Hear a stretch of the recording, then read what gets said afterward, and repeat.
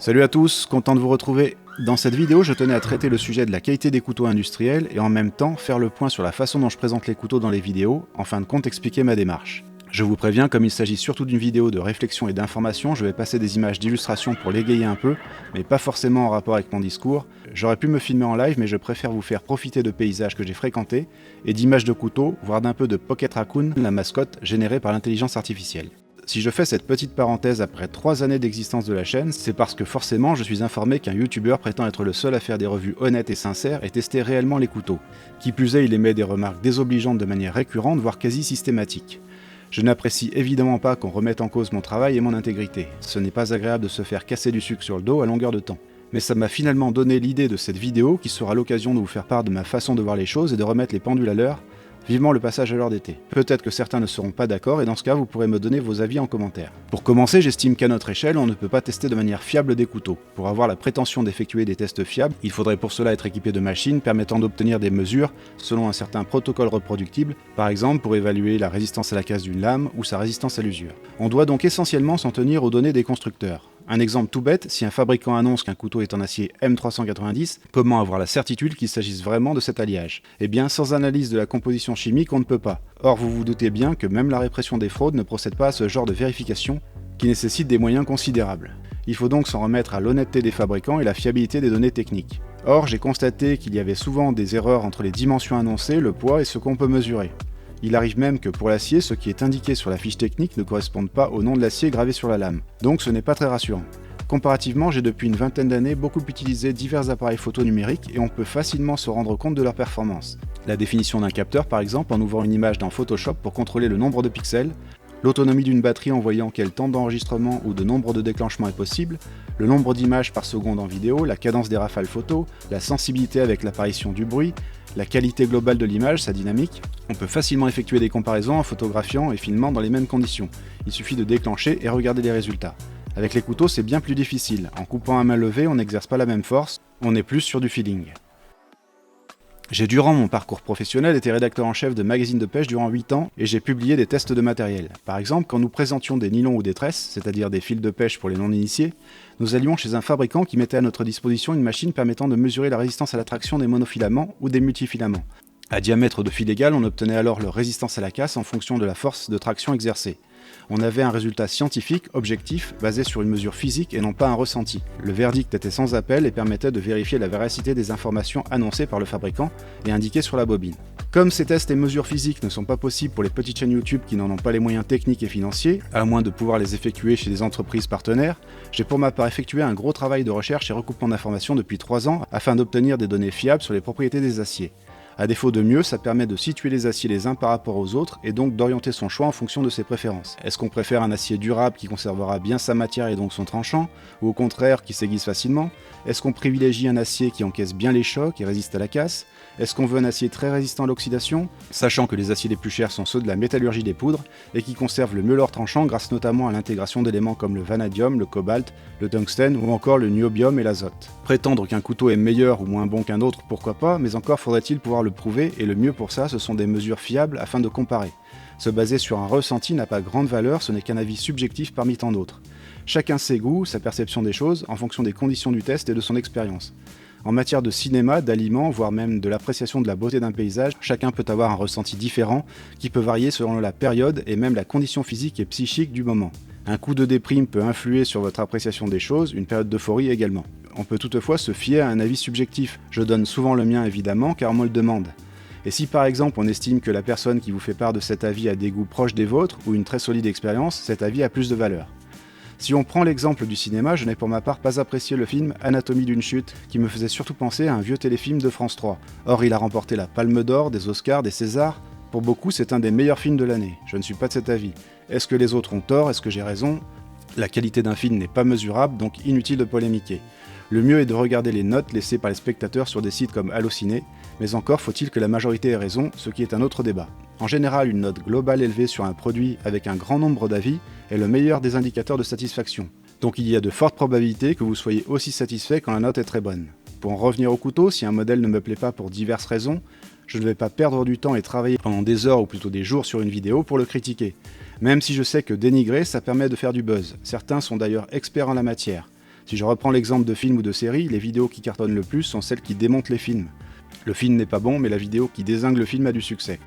Car dire du mal, ça permet généralement de capter l'audience. L'humain est comme ça, un peu perfide, médisant, il aime les ragots, les clashs, les magazines People ont du succès pour cette raison. Mais je n'ai pas envie d'entrer dans ce jeu-là. Si je suis passionné par la vidéo, c'est avant tout pour montrer le beau et éviter ce qui est trop insignifiant.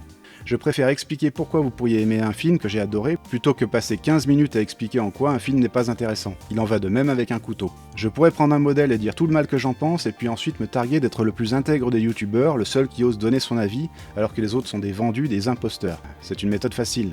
Mais j'y reviendrai car c'est important puisque ça concerne la crédibilité des vidéos postées sur YouTube. Je tiens cependant à dire que les commentaires de rageux haters sont extrêmement rares, c'est même anecdotique. En général, je reçois surtout des encouragements, des remerciements, des bonnes appréciations, ce qui fait vraiment plaisir. En principe, je ne devrais donc pas prêter attention à ces dénigrements, mais encore une fois, je les prends de manière constructive pour mettre les choses au clair. Par exemple, si je prends un commentaire du goût des lames, je le cite « Moi, je ne fais pas de vidéos publicitaires pour gagner de l'argent en faisant plaisir aux marques, sans jamais utiliser des couteaux. » Donc lui aurait le temps de bien utiliser les couteaux en présentant au moins 2 par semaine, avec des tests de coupe intensifs de carton, de saucisson et quoi d'autre. Et moi, selon lui, je n'utilise jamais les couteaux. Vous me direz si voir du tranchage de saucisson apporte réellement de la crédibilité à une vidéo. De la matière grasse sur la lame, ça c'est sûr. Si ça a pour vous valeur de test, je suis prêt à trancher du cochonou ou juste un bridou, voire même de la rosette de lion, quitte à se faire plaisir. Je ne sais pas si mes vidéos sont publicitaires, mais je revendique le fait de mettre en valeur les couteaux que je présente. Sinon, je ne passerai pas 2 ou 3 heures à les filmer avec 4500 € de matos et 2 bonnes heures ensuite à effectuer le traitement colorimétrique. Je veux que ce soit agréable à regarder grâce à de belles images, de bons mouvements et un montage rythmé. Puisque les couteaux sont aussi pour beaucoup des objets de collection et fort coûteux pour certains, j'estime qu'il faut au moins se donner la peine de bien les présenter. Concernant la motivation financière, je dois reconnaître que si c'était possible, je préférerais vivre d'amour et d'eau fraîche en bonne compagnie. Mais en ce bas monde, presque plus rien n'est gratuit. Quand je veux présenter un couteau qui me plaît et que j'estime intéressant, j'essaie de voir si la mise en place d'un lien d'affiliation avec la marque est envisageable. En général, il n'y a pas besoin de quémander, il y a des sites pour ça, et quasi n'importe quel youtubeur peut créer un lien d'affiliation. Si ce n'est pas possible, ce n'est pas grave, je présente quand même le couteau. Il ne vous aura sans doute pas échappé que j'ai réalisé pas mal de vidéos sur des thèmes généraux concernant la législation, les aciers, les prix des couteaux, la querelle sur l'appellation Layol, les couteaux dans les films et séries, les meilleurs couteaux selon ChatGPT, un concours photo qui m'a surtout pris pas mal de temps pour chercher des lots, recevoir des photos, répondre aux messages, etc. Ces vidéos n'ont aucun but promotionnel, aucun intérêt caché, c'est juste de l'information du documentaire, avec certes toujours l'espoir d'obtenir pas mal de vues, qui devrait être la récompense d'un travail bien fait.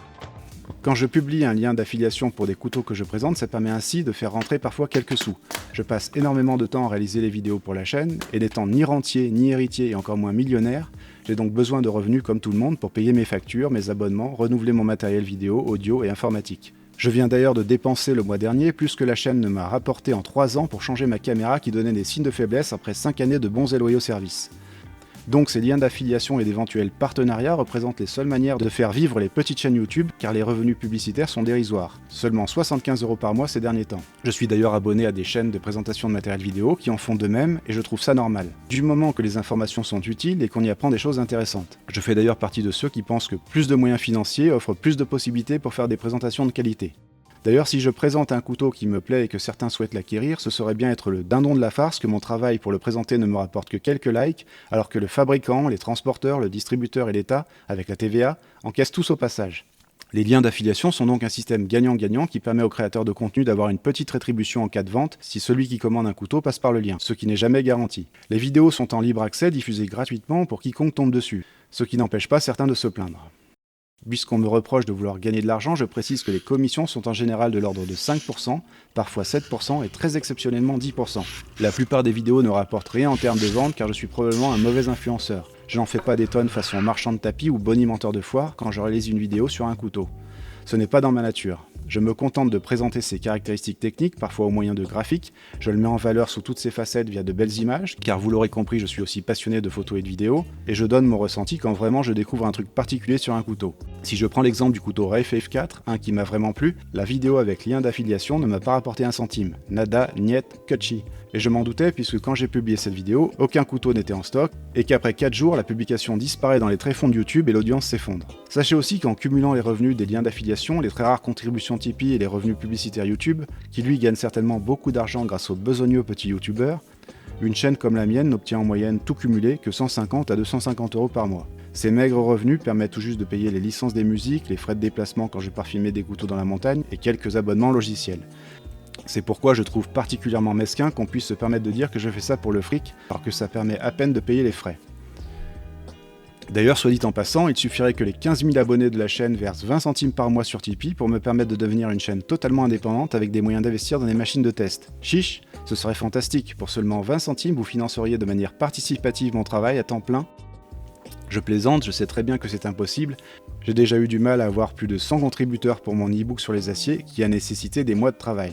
Donc pour l'instant, la solution pour couvrir les frais, ce sont les liens d'affiliation, ce qui n'empêche en rien de présenter sérieusement et avec le plus d'objectivité possible un couteau, sachant comme je l'ai dit que sans mesure poussée, personne ne peut prétendre avoir un avis plus crédible qu'un autre. On se doit de rester dans la nuance, on peut trouver des choix techniques contestables, il y a du pour et du contre un peu sur chaque modèle, rien n'est parfait. Par exemple, je connais très bien le matos photo-vidéo et pour choisir entre du Sony, Canon, Nikon, Panasonic, c'est très compliqué, car chacune de ces marques propose du super matos et la différence se joue sur certaines spécificités. Il faudrait regrouper le meilleur des uns et des autres pour obtenir l'appareil ultime. Pour les couteaux, c'est la même chose, chaque marque a ses spécificités, mais globalement, tout est très bon. Et comme je l'ai déjà dit, je préfère dépenser mon énergie à présenter des produits qui me plaisent au lieu de mobiliser de la bande passante pour parler d'un modèle qui ne vaut pas vraiment le coup et qui intéressera peu de monde. Mon objectif, c'est aussi de promouvoir les couteaux auprès du grand public et faire découvrir cet univers. Quand je rencontre un souci par rapport à la fiche technique et aux arguments marketing du fabricant, je le dis. C'est ce qui est arrivé avec le Victorinox Venture par exemple. Lorsque je faisais quelques essais, j'ai flingué sa lame. Or ce couteau était présenté sur leur site comme capable de résister à toute épreuve de bushcraft, ce qui était selon mon expérience loin d'être le cas. Je présente en vidéo ces couteaux, ce qui à mon sens est beaucoup plus parlant que 3 ou 4 photos en basse résolution sur le site internet du fabricant ou du commerçant en ligne. Maintenant, après cette longue mise au point, venons-en à la qualité des couteaux industriels. Le couteau est un produit assez simple à obtenir si on le compare à des équipements high-tech avec des dizaines de composants et connectiques, comme un smartphone par exemple. Plus de 60 matériaux sur les 103 éléments du tableau périodique de Mendeleïev entrent dans la composition d'un smartphone. Si l'acier d'un couteau comporte parfois une dizaine de ces éléments, on reste sur une fabrication à peu d'étapes et avec le progrès technique, la qualité des matériaux, les machines CNC qui permettent d'usiner avec une extrême précision, il faudrait vraiment y mettre de la mauvaise volonté pour ne pas sortir un bon produit qui plus est facile à assembler. Donc aujourd'hui, l'écrasante majorité des couteaux sont de bonne qualité, qu'il s'agisse d'un modèle à 40 € comme à 400 €. C'est essentiellement le coût des matériaux qui détermine le prix, de la fibre de carbone plutôt que du plastique ou de la résine, des aciers avec des éléments rares, etc. Mais la précision du moulage, de la découpe des pièces et l'assemblage de ces éléments est globalement irréprochable, du moins à l'œil nu. On a aussi un contrôle qualité plus ou moins poussé, les fabricants ne sont pas à l'abri de défauts sur un exemplaire ou des lots de production. Tout ça pour dire que les couteaux sont quasi tous bons, très bons, voire excellents, alors jouer au distributeur de points n'a pas vraiment de sens. Mieux vaut pour cela se faire juge en patinage artistique aux côtés de Nelson Montfort. Si on n'aime pas un couteau, c'est avant tout pour son design, la forme de sa lame, ses matériaux, pas sa qualité générale. Ce qui entre aussi le plus en ligne de compte, c'est le rapport qualité-prix, autrement dit ce qu'offre le couteau pour un certain niveau de prix, et ça ce n'est pas très compliqué à évaluer quand on connaît à peu près la valeur de certains matériaux. Donc jouer les experts en disant ouais bof ce couteau n'est pas terrible, pour telle et telle raison, et disserter pendant 20 minutes là-dessus alors que 5 à 7 minutes concises et précises seraient suffisantes, ça sert surtout à amuser la galerie. Et il ne faut pas être dupe, faire durer et multiplier les séances de coupe, c'est surtout pour meubler la vidéo. D'autre part, derrière chaque modèle, en amont de la version finale commercialisée, il y a du travail pour aller puiser des minerais, les transformer, concevoir des modèles, les dessiner en 3D, découper les pièces souvent dans des conditions difficiles, malgré les machines. C'est un peu facile depuis son jardin ou sur un coin de table de dénigrer un produit qui a nécessité des savoir-faire dont on ne dispose pas. Un peu comme un critique de cinéma qui serait infoutu d'avoir une idée de scénario et encore moins d'utiliser correctement des caméras, mais qui déglingue un film pour se faire mousser en se pensant plus malin. Donc à moins que je découvre un couteau qui soit un scandale, une daube, une arnaque, qui nécessiterait de prévenir d'éventuels acheteurs, je ne présente sur la chaîne que des couteaux de qualité et qui valent la peine d'être connus. En tout cas, je ne dénigrerai pas un produit uniquement pour faire du buzz. Donc pour conclure, les couteaux que je vous présente sont bons, voire très bons, et parfois excellents. Pas besoin de me filmer en train de couper du saucisson pour le prouver. Et d'ailleurs, qu'est-ce que ça prouverait? L'efficacité du couteau ou la tendresse du saucisson? Il y a beaucoup de matériaux dont la difficulté de coupe varie d'un échantillon à l'autre. Les aliments, le bois plus ou moins dur selon son essence, son état de séchage, et même les zones s'il y a un nœud par exemple. Pour faire des tests un peu comparables, j'ai opté pour le tuyau d'arrosage. Et même là encore, le test peut être biaisé car la température influe aussi. En hiver, le tuyau qui reste dehors semble plus raide que sous le cagnard de l'été. La dilatation thermique des matériaux, ça joue beaucoup. Le polypropylène est par exemple un des matériaux avec un grand coefficient de dilatation thermique linéaire.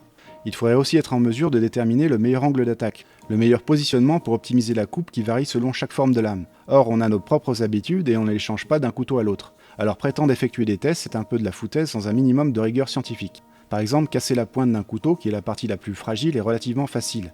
Il suffit de la planter dans du bois très dur, qui va la bloquer, ou encore plus simple, de serrer le bout dans un étau, puis exercer une traction latérale par phénomène de bras de levier qui lui sera fatal dans la plupart des cas. Mais on ne saura pas à quelle force elle a cédé par rapport à d'autres couteaux, Donc ce test n'a pas vraiment d'intérêt en dehors de montrer qu'on peut casser une pointe sans trop de difficultés. En l'état actuel des choses, je ne prétends pas faire des tests rigoureux à prendre pour argent comptant. Il s'agit d'une prise en main pour tenter de déceler les principaux points forts d'un couteau et éventuels points faibles. Si je me rends compte qu'un couteau n'est pas satisfaisant, soit je ne le présente pas, soit je dis pourquoi dans la vidéo. Mais ça n'arrive que très rarement. Récemment, je voulais vous présenter un couteau, mais j'ai ébréché le fil de sa lame en heurtant un bout de métal. J'ai décidé de ne pas publier la vidéo car c'était de ma faute et que ça aurait inévitablement donné une mauvaise image du couteau. On voyait bien les ébréchures sur la plupart des images, ce qui n'était pas flatteur. Ça aurait donc nui à la marque et ça aurait probablement un peu impacté sa réputation. Or c'était de ma faute à 100% et pas celle du couteau. C'est une question de bon sens et d'éthique. Vous me faites l'honneur d'être plus de 15 000 à suivre la chaîne, or un petit pouvoir de communication implique certaines responsabilités. Celle de ne pas vous induire en erreur et de ne pas nuire injustement à une marque et des gens qui bossent dans l'entreprise. Je n'utilise pas l'audience de ma chaîne pour nuire à la réputation de concurrents ou de fabricants. Je peux vous donner mon point de vue sur un couteau qui sera peut-être différent de celui d'un autre youtubeur ou même du vôtre, mais ce qui compte avant tout ce sont les caractéristiques techniques du couteau, car la pratique lors d'un test dépend de multiples paramètres qui varient beaucoup. Il peut même m'arriver de présenter des couteaux sans montrer des images de coupe. Quand on présente des couteaux aux caractéristiques similaires, il n'y a pas grande différence d'efficacité. Si je devais présenter un marteau, est-ce qu'il faudrait systématiquement taper des clous pour montrer qu'il parvient à enfoncer des pointes? Et pour présenter un verre, le remplir d'eau pour prouver qu'il n'y a pas de fuite? Il y a en général plein de paramètres à prendre en compte pour effectuer des tests rigoureux. Par exemple, pour présenter une raquette de tennis. Il en existe de plusieurs marques et de multiples modèles avec des formes et dimensions de tamis différents, des rigidités différentes, des profils plus ou moins larges. Est-ce que frapper des balles va démontrer l'efficacité de la raquette? Alors que la performance dépendra en fait surtout du type de cordage, de sa tension, de la balle de tennis, de son feutre, de votre technique et de votre niveau de jeu. Ce n'est pas la raquette qui fait le champion, sinon ils auraient probablement tous la même. Or Nadal joue en Babola, Federer en Wilson et Djokovic en Head. Et les losers en Yonex ou Dunlop?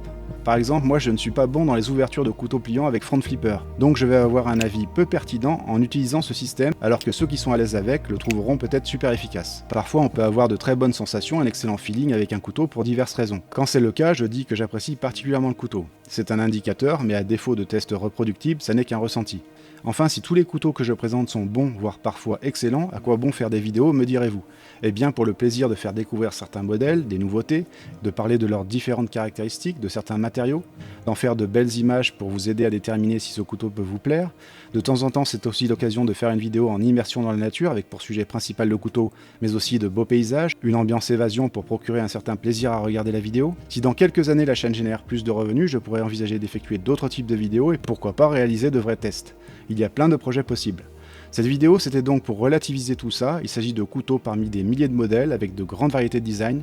Le couteau est un outil assez simple et nos vidéos de présentation n'ont valeur que d'avis subjectifs. Ce qui serait honnête et sincère, c'est de le reconnaître et respecter le travail de chacun. Sur ce, je vous dis à bientôt avec d'autres couteaux.